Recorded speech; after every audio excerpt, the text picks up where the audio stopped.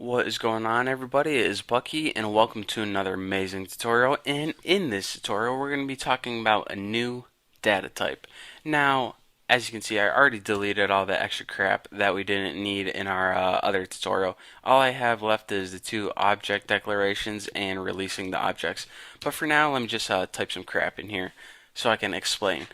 Now, we already learned about some other data types like int that holds like integers like 1, 3, 54, and we also learned about another character data type which stored like letters like W and Y and characters like that.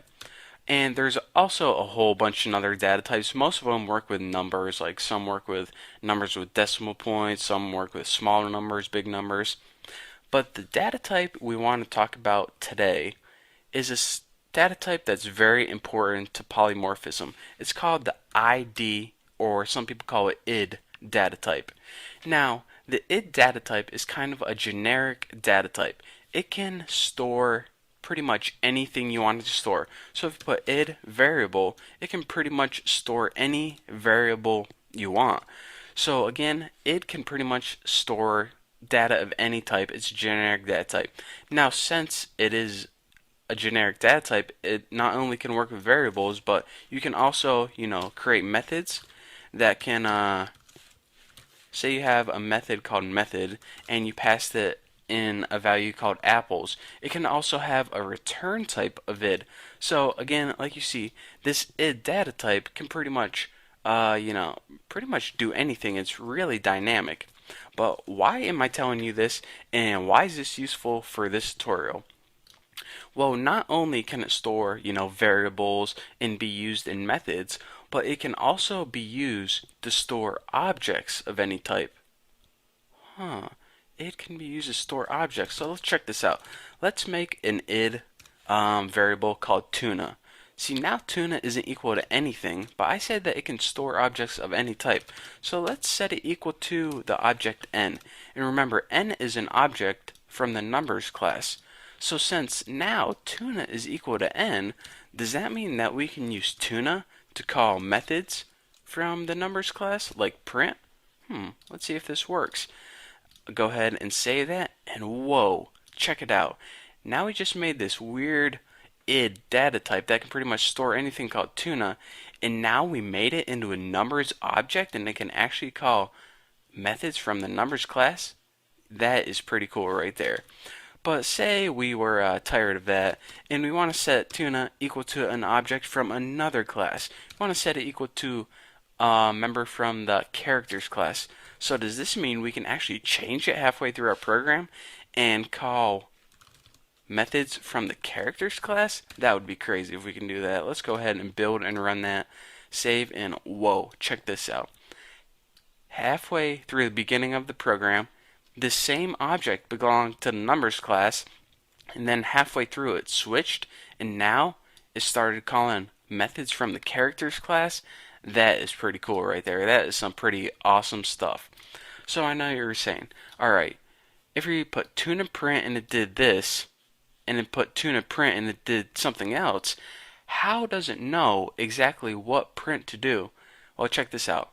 Whenever you call a method from any object, it's built into your system what class that object belongs to. So currently, right here, this object belonged to the numbers class, so that's why I called the numbers print method.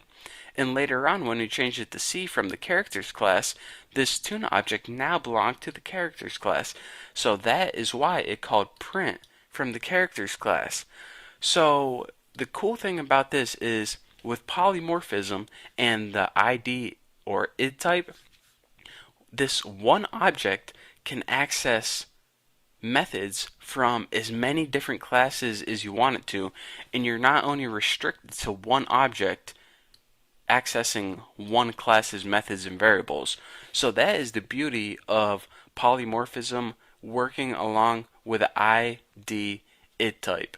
So let's see if there's anything else I want to yeah, I mean, that's pretty much it. So, I mean, this isn't really useful in this program right here. This is because I just gave you guys like the most basic bare bones example I could. But where in the real world programming would you use this? Well, let me give you guys a quick example. Say you have a bunch of different classes for a bunch of different shapes, and you say circle, square, triangle, rectangle, octagon. All of those classes had methods in them called draw. And when you called the method draw, it would either draw a circle on the screen, or a triangle, or a rectangle, depending on what method or what class you were using it on. Well, the cool thing about this is you could set tuna equal to objects of each of those classes, and just by putting tuna draw, it might draw a circle. Tuna draw, it might draw a rectangle. Tuna draw, it might draw a triangle or an octagon or anything else.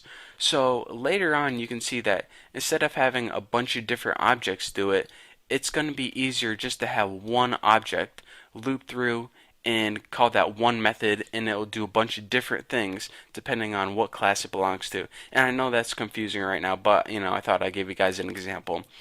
But for now, thank you guys for watching. Don't forget to subscribe. I know this may seem confusing, but when we get programming later, it'll clear it up for you. So if you have any questions, ask me on my forum below. There's a link to all the source code from this tutorial below in the link. Thank you guys for watching. Don't forget to subscribe, and I will see you next tutorial.